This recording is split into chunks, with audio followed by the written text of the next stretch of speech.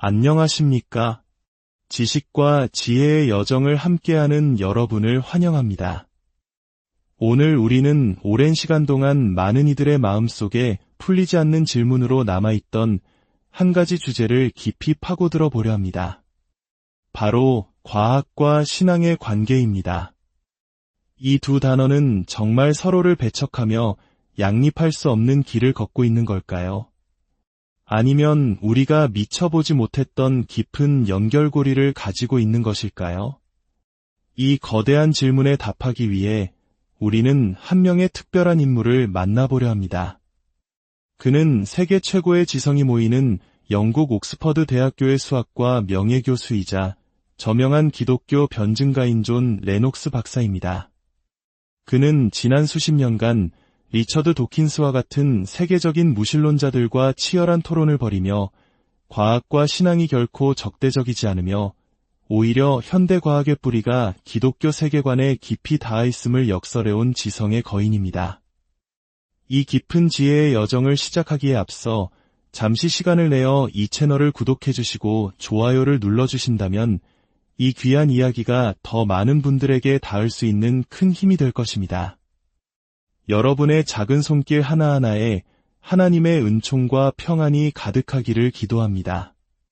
자, 이제 존 레녹스 박사의 삶과 사상을 통해 과학과 신앙의 화해, 그 가능성을 함께 탐험해 보겠습니다. 존 레녹스 박사의 신앙을 이해하기 위해서는 먼저 그의 어린 시절로 거슬러 올라가야 합니다. 그는 종교적 갈등이 첨예했던 북아일랜드에서 나고 자랐습니다. 우리 한국인들에게도 분단과 이념 갈등의 상처가 깊기에 신교와 구교 간의 반목과 폭력이 일상이었던 그곳의 분위기를 어렴풋이 짐작할 수 있을 것입니다. 하지만 그의 부모님은 매우 특별했습니다. 그들은 독실한 기독교인이었지만 결코 분파적이거나 배타적이지 않았습니다. 그의 아버지는 작은 가게를 운영했는데 당시로서는 매우 위험한 일이었음에도 불구하고 가톨릭 신자와 개신교 신자를 동등하게 고용했습니다. 실제로 가게는 여러 차례 폭탄 테러의 위협을 받기도 했습니다. 어린 레녹스가 아버지에게 왜 그렇게 위험한 일을 하냐고 물었을 때 아버지는 이렇게 대답했습니다. 성경 창세기를 보면 모든 인간은 남자든 여자든 그 어떤 세계관을 가졌든 하나님의 형상대로 창조되었단다. 그렇기에 모든 인간은 무한한 가치를 지니고 있지. 나는 그들을 마땅히 그렇게 대할 뿐이다. 이 말은 어린 레녹스의 마음에 깊은 인상을 남겼습니다. 그는 자신의 신념을 위해 기꺼이 대가를 치르는 아버지의 모습을 보며 진정한 기독교 신앙이란 입으로만 외치는 구호가 아닌 삶으로 살아내는 것임을 깨달았습니다. 또한 그의 부모님은 자녀를 사랑하는 만큼 그가 자유롭게 생각할 수 있도록 허락해 주었습니다. 맹목적인 믿음을 강요하는 대신 성경의 경이로움과 기독교 신앙의 세계를 열어 보여주며 스스로 탐구하도록 격려했습니다. 심지어 다른 세계관에 대해서도 공부하라고 권하며 다른 사람들이 어떻게 생각하는지 알아야 한다고 가르쳤습니다. 이러한 가정 환경은 그가 훗날 편견 없이 다양한 사상을 접하고 자신의 신앙을 지적으로 단단하게 세워나가는데 결정적인 밑거름이 되었습니다. 많은 사람들이 묻습니다. 신앙의 여정에서 의심의 순간은 없었느냐고. 레녹스 박사는 의심에는 두 종류가 있다고 말합니다. 하나는 모든 것이 무너져 내리는 듯한 깊은 절망감과 함께 찾아오는 끝없는 블랙홀 같은 의심입니다. 그는 다행히도 그런 종류의 의심은 겪어본 적이 없다고 합니다. 하지만 그에게는 또 다른 종류의 의심이 있었습니다. 그것은 바로 질문하는 것입니다. 그에게 의심은 믿음을 무너뜨리는 파도가 아니라 오히려 믿음이라는 칼을 더욱 날카롭게 가는 숫돌과 같았습니다. 그는 자기 자신의 믿음뿐만 아니라 다른 사람들의 신념 체계에 대해서도 깊이 파고들고 질문하며 기독교의 진리에 대한 확신을 키워나갔습니다.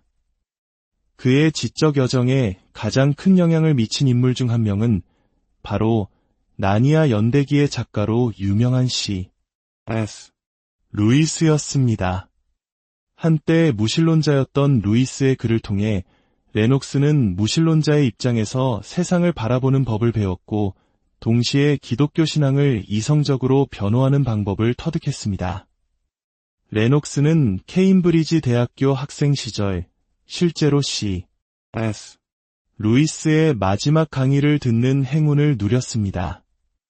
예투와 모자, 긴 목도리를 두른 거구의 노학자가 강의실로 들어서면서부터 한치의 망설임도 없이 유려한 강의를 쏟아내는 모습, 강의가 끝날 때도 옷을 챙겨 입으며 마지막 한마디까지 열정적으로 내뱉고는 문 밖으로 사라지던 그 전설적인 모습은 젊은 레녹스에게 지성과 신앙이 어떻게 하나가 될 수 있는지를 보여주는 강렬한 기억으로 남았습니다. 옥스퍼드 대학교의 교수가 된 후 레녹스는 본격적으로 지성의 전장에 뛰어들게 됩니다. 특히 21세기 초 리처드 도킨스가 만들어진 신이라는 책을 필두로 일으킨 신무신론의 거센 물결은 그를 공개적인 토론의 장으로 이끌었습니다.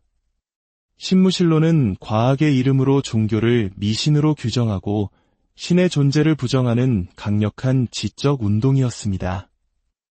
수많은 토론 중에서도 가장 상징적인 장면은 옥스퍼드 자연사 박물관에서 리처드 도킨스와 가졌던 토론일 것입니다. 거대한 티라노사우루스 화석 아래에서 두 지성은 과학과 신, 진화와 창조에 대해 한치의 양보 없는 논쟁을 벌였습니다. 레녹스는 그 순간을 끔찍할 정도로 두려웠다고 회상하지만 그는 물러서지 않았습니다. 레녹스가 신무신론자들의 주장에서 가장 핵심적인 문제로 지적한 것은 바로 과학주의였습니다. 과학주의란 오직 과학만이 진리에 도달할 수 있는 유일한 길이라고 믿는 태도입니다. 레녹스는 이러한 주장이 철학적으로 순진할 뿐만 아니라 자기 모순에 빠져 있다고 비판했습니다. 생각해 보십시오. 과학만이 유일한 진리다라는 그 문장 자체는 과학적인 실험이나 관찰로 증명된 것이 아닙니다. 그것은 철학적인 믿음의 선언입니다. 따라서 그 주장이 만약 참이라면 스스로의 기준에 의해 거짓이 되는 논리적 모순에 빠지게 됩니다. 과학이 진리에 이르는 중요한 길임은 분명하지만 유일한 길은 아닙니다. 역사, 철학, 문학, 예술 역시 인간이 진리를 탐구하는 소중한 창문들입니다. 더 나아가 레녹스는 현대 과학이야말로 기독교 세계관의 토양 위에서 꽃피웠다는 역사적 사실을 강조합니다. C.S. 루이스는 이렇게 말했습니다. 인간은 자연에서 법칙을 기대했기 때문에 과학자가 되었고 입법자를 믿었기 때문에 자연에서 법칙을 기대했다. 갈릴레오, 케플러, 뉴턴, 패러데이, 맥스웰 등 근대 과학의 문을 연 위대한 과학자들은 대부분 독실한 신앙인이었습니다. 그들은 이 우주가 변덕스러운 신들의 장난이 아니라 지혜로운 창조주가 설계한 질서정연한 곳이라고 믿었습니다. 그렇기에 우주에는 발견할 수 있는 법칙이 존재한다고 확신했고 그 법칙을 탐구하는 것이 곧 창조주의 위대한 솜씨를 알아가는 영광스러운 일이라고 여겼습니다. 하나님에 대한 믿음이 그들의 과학 연구를 방해한 것이 아니라 오히려 강력한 동기가 되었던 것입니다. 한때 세상을 휩쓸었던 신무신론의 열풍은 점차 잦아들었습니다. 사람들은 과학의 이름으로 모든 것을 설명하려는 시도가 오히려 세상을 더 좁고 무미건조하게 만든다는 것을 깨닫기 시작했습니다. 그리고 바로 그 시점에 과학계 내부에서도 놀라운 발견들이 이어졌습니다. 그중 하나가 바로 우주의 미세 조정 문제입니다. 물리학자들은 우리 우주를 지배하는 기본적인 물리 상수들이 생명체가 존재할 수 있도록 극도로 정밀하게 조율되어 있다는 사실을 발견했습니다. 예를 들어 지구의 자전 속도나 태양과의 거리가 지금과 조금만 달랐어도 우리는 존재할 수 없었을 것입니다. 이는 마치 우주가 생명체의 탄생이라는 목적을 위해 정교하게 설계된 오케스트라와 같다는 인상을 줍니다. 세계적인 물리학자 스티븐 호킹조차도 이 미세 조정을 인정하며 이에 대한 설명이 필요하다고 말했습니다. 이러한 지적 분위기의 변화는 사람들의 대화 방식에도 변화를 가져왔습니다. 레녹스 박사는 한 토크쇼 진행자인 데이브 루빈과의 대화를 가장 기억에 남는 순간 중 하나로 꼽습니다. 한때 무신론자였던 루빈은 더 이상 스스로를 무신론자라 생각하지 않는다고 고백하며 영적인 문제에 대해 진지한 탐색을 하고 있었습니다. 그날의 대화는 승패를 가르는 차가운 논쟁이 아니었습니다. 그것은 서로의 생각을 존중하며 진리를 함께 찾아가는 따뜻한 대화였습니다.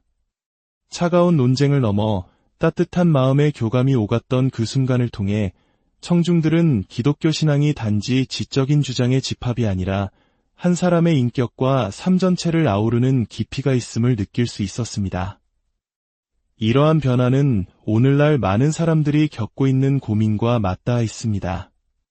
과학기술이 눈부시게 발전했지만 사람들의 마음속에는 나는 누구인가? 내 삶의 의미는 무엇인가?